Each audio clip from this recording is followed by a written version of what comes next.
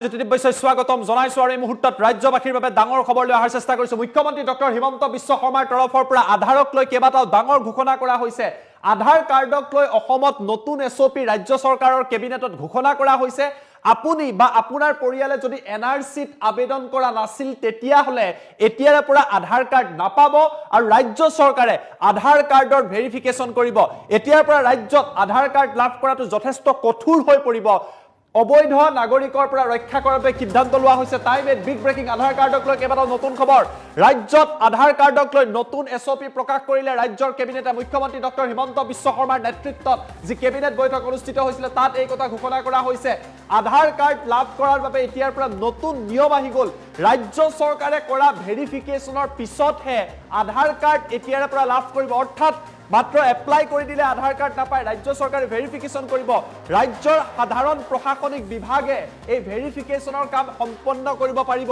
ইয়াৰ বাবে প্ৰতিখন জিলাত একোজনকৈ অতিৰিক্ত আয়ুক্তক দায়িত্ব দিয়া হৈছে। প্ৰতিখন জিলাতে এজন অতিৰিক্ত আয়ুক্ত থাকিব। আধাৰ ভেৰিফিকেশ্যনৰ দায়িত্বত এই বিষয়াসকল থাকিব। অৰ্থাৎ এইসকল বিষয়াই ভেৰিফিকেশ্যনৰ কাম কৰিব লাগিব। আধাৰ দিয়াৰ পূৰ্বে পৰীক্ষা নিৰীক্ষা কৰাৰ বাবে ৰাজ্যৰ চক্ৰ বিষয়াসকল চাৰ্কুল অফিচাৰসকল ইয়াৰ বাবে দায়বদ্ধ হ'ব। UDAI পৰ্টেলত আবেদন কৰাৰ পিছত সেই আবেদন ৰাজ্য চৰকাৰৰ পৰ্টেললৈ আহিব আৰু ফিজিকেল ভেৰিফিকেশ্যনৰ বাবে এই পৰ্টেললৈ আহিব। অৰ্থাৎ UDAIত আপুনি আপলোড কৰি দিলে, আবেদন কৰিলে, তাৰপিছত ৰাজ্য চৰকাৰৰ পৰ্টেললৈ যাব আৰু তাৰপিছত ভেৰিফিকেশ্যন কৰা হ'ব। এনআৰচিত অসমৰ কোনো পৰিয়ালে যদি আবেদন কৰা নাছিলে বা অৰ্থাৎ এনআৰচিত আবেদন নকৰা পৰিয়ালে অসমত আধাৰ কাৰ্ড নাপায়, সেয়া স্পষ্ট কৰি দিছে ৰাজ্য চৰকাৰে। এনআৰচিত আবেদন কৰিবই লাগিব। এনআৰচিত আবেদন কৰিলেহে অসমত আধাৰ কাৰ্ড লাভ কৰিবলৈ সক্ষম হ'ব।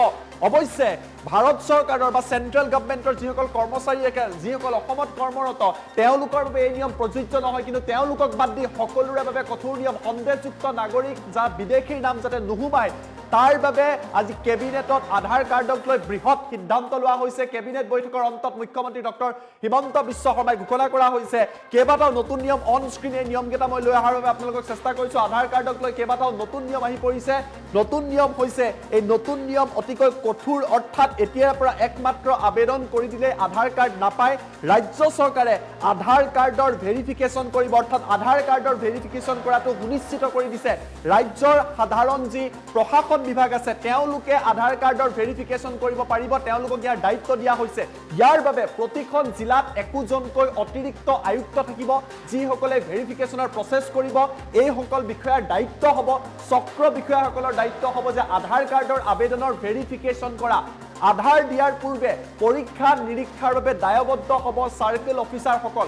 অৰ্থাৎ UDAI যিটো পৰ্টেল আছে তাত আবেদন কৰি দিলে আধাৰ কাৰ্ড নাপাব। সেই আবেদন ৰাজ্য চৰকাৰৰ পৰ্টেললৈ যাব আৰু ৰাজ্য চৰকাৰৰ পৰ্টেলত ইয়াত ভেৰিফিকেশ্যন কৰা হ'ব। টেকনিকেল ভেৰিফিকেশ্যনৰ পিছত ফিজিকেল ভেৰিফিকেশ্যন কৰা হ'ব। তাৰ পাছতহে হ'ব। আৰু আটাইতকৈ ডাঙৰ কথা, এনআৰচিত যদি কোনোবা পৰিয়ালে অসমত আবেদন কৰা নাছিলে তেওঁলোকে কিন্তু আধাৰ কাৰ্ড নাপায়। এনআৰচিত আবেদন কৰা লোকেহে অসমত এতিয়াৰে পৰা আধাৰ কাৰ্ড পাব। সেয়া আটাইতকৈ ডাঙৰ কথা। এনআৰচিত যদি কোনোবাই নাগৰিকত্বৰ বাবে আবেদন কৰা নাছিলে এই মুহূৰ্তৰ পৰা আজিৰে পৰা অসমত আধাৰ কাৰ্ড নাপায়। মুখ্যমন্ত্ৰীয়ে ঘোষণা কৰিছে। অৱশ্যে যিসকল কেন্দ্ৰীয় চৰকাৰৰ কৰ্মচাৰী আছে, যিসকল অসমত কৰ্মৰত, তেওঁলোকৰ বাবে নিয়ম পৃথক হ'ব। কিন্তু বাকীসকলে এনআৰচিত আবেদন কৰিবই লাগিব। সন্দেহযুক্ত নাগৰিকে যাতে আধাৰ কাৰ্ড অসমত লাভ কৰিব নোৱাৰে তাৰ বাবে এই কঠোৰ নিয়ম অনা হৈছে। মুখ্যমন্ত্ৰীৰ মন্তব্য আছে, এক্সক্লুচিভ মন্তব্য, গুৰুত্ব সহকাৰে মন্তব্য শুনক, য'ত সকলো কথা আধাৰ কাৰ্ডৰ নতুন এছঅপি মুখ্যমন্ত্ৰীয়ে বৰ্ণনা কৰিছে। অসমত আধাৰ কাৰ্ড প্ৰদান কৰাৰ ব্যৱস্থাটোক আজি কেবিনেটে খুব কঠোৰ কটকটীয়া কৰাৰ বাবে সিদ্ধান্ত গ্ৰহণ কৰিছে। এতিয়াৰ পৰা ৰাজ্য চৰকাৰৰ সাধাৰণ প্ৰশাসন বিভাগে আধাৰৰ যিটো ষ্টেট লেভেল ভেৰিফিকেশ্যন, আধাৰ কাৰ্ড দিয়াৰ আগতে কেন্দ্ৰীয় চৰকাৰে ৰাজ্য চৰকাৰৰ পৰা ভেৰিফিকেশ্যন বিচাৰে আৰু এই গোটেই প্ৰক্ৰিয়াটোক তদাৰকী কৰাৰ বাবে ৰাজ্যৰ সাধাৰণ প্ৰশাসন বিভাগক নোডেল ডিপাৰ্টমেণ্ট হিচাপে কেবিনেটে আজিৰে পৰা ঘোষণা কৰিছে। ইয়াৰ উপৰিও প্ৰত্যেকখন জিলা পৰ্যায়ত এজন এডিশ্যনেল ডেপুটি কমিশ্যনাৰক আধাৰ এনৰোলমেণ্ট ভেৰিফিকেশ্যন অৰ্থাৎ কোনোবাই আধাৰৰ বিচাৰিলে তেওঁক প্ৰপাৰ ভেৰিফিকেশ্যন কৰা হৈছেনে নাই সেই গোটেই প্ৰক্ৰিয়াটো তদাৰক কৰাৰ কাৰণে জিলা আয়ুক্তই এজন অতিৰিক্ত জিলা আয়ুক্তক দায়িত্ব প্ৰদান কৰিব। GAD ডিপাৰ্টমেণ্ট আৰু ADCৰ পিছত আধাৰ দিয়াৰ আগতে ইনস্পেকশ্যনৰ বাবে আজিৰে পৰা ৰাজ্যৰ চক্ৰ বিষয়াসকল দায়বদ্ধ হ'ব। যেতিয়া এখন এপ্লিকেশ্যন UDI অৰ্থাৎ যি আমাৰ আধাৰ কাৰ্ড দিয়াৰ অথৰিটি আছে, ইউনিক আইডেণ্টিটি যিটো অথৰিটি অফ ইণ্ডিয়া আছে UIDAI, এখেতসকলৰ পৰ্টেলত আধাৰ কাৰ্ডৰ বাবে আবেদন কৰাৰ লগে লগে সেই আবেদনখন টেকনিকেল ভেৰিফিকেশ্যনৰ পিছত ফিজিকেল ভেৰিফিকেশ্যনৰ বাবে ৰাজ্য চৰকাৰৰ পৰ্টেলত আহিব। চাৰ্কুল অফিচাৰজনে প্ৰথম এই আধাৰ কাৰ্ডৰ আবেদনখন পোৱাৰ লগে লগে তেওঁ প্ৰথমে চাব যে ৰাজ্যৰ ৰাষ্ট্ৰীয় নাগৰিকপঞ্জী প্ৰণয়নৰ সময়ত এই ব্যক্তিজনে বা এই পৰিয়ালটোৱে বা তেওঁৰ পিতৃ মাতৃয়ে আবেদন কৰিছিলে নে নাই। প্ৰথম পৰীক্ষা হ'ব সেইটো।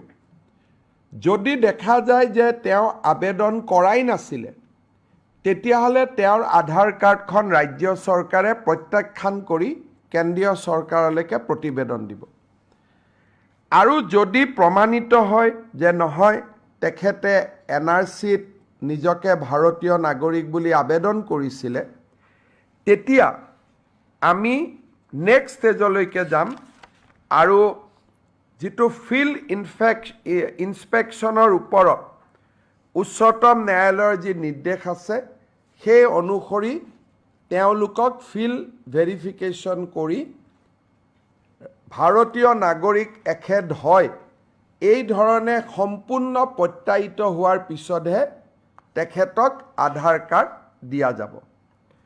অৱশ্যে যিবিলাক ভাৰত চৰকাৰৰ কৰ্মচাৰী বিভিন্ন কামত 2014 চনৰ পিছৰ পৰা অসমত আছে, স্বাভাৱিকতে তেওঁলোক যিহেতু পশ্চিমবংগ, গুজৰাট, মহাৰাষ্ট্ৰৰ নাগৰিক অসমৰ NRCৰ বাবে আবেদন কৰা নাই, তেওঁলোকৰ ক্ষেত্ৰত এই নিয়মটো নাহিব। কিন্তু ফিজিকেল ভেৰিফিকেশ্যন বা ডকুমেণ্ট ভেৰিফিকেশ্যন তেওঁলোকৰ ক্ষেত্ৰতো আমি কৰিম।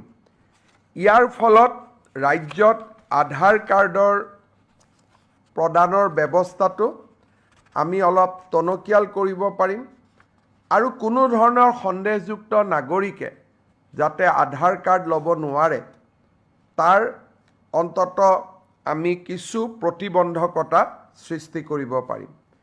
এই নিৰ্দেশ আমাৰ বহু অপেক্ষিত নিৰ্দেশ আছিল।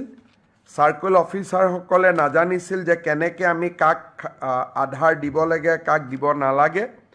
আজিৰ পৰাই এই SOPখন কাৰ্যকাৰী হোৱাৰ লগে লগে চাৰ্কুল অফিচাৰসকলে এটা নিৰ্দিষ্ট তদন্তৰ মাজেৰেহে আধাৰ কাৰ্ড দিব পাৰিব।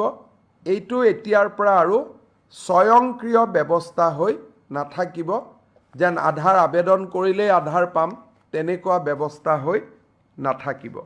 আজি কেবিনেটে এটা খুব ডাঙৰ আৰু গুৰুত্বপূৰ্ণ সিদ্ধান্ত গ্ৰহণ কৰিছে আৰু আপোনালোকক মই এই কেবিনেটৰ সিদ্ধান্তৰ বিষয়ে অৱগত কৰিছোঁ। অসমত আধাৰ কাৰ্ড প্ৰদান কৰাৰ ব্যৱস্থাটোক আজি কেবিনেটে খুব কঠোৰ কটকটীয়া কৰাৰ বাবে সিদ্ধান্ত গ্ৰহণ কৰিছে। এতিয়াৰ পৰা ৰাজ্য চৰকাৰৰ সাধাৰণ প্ৰশাসন বিভাগে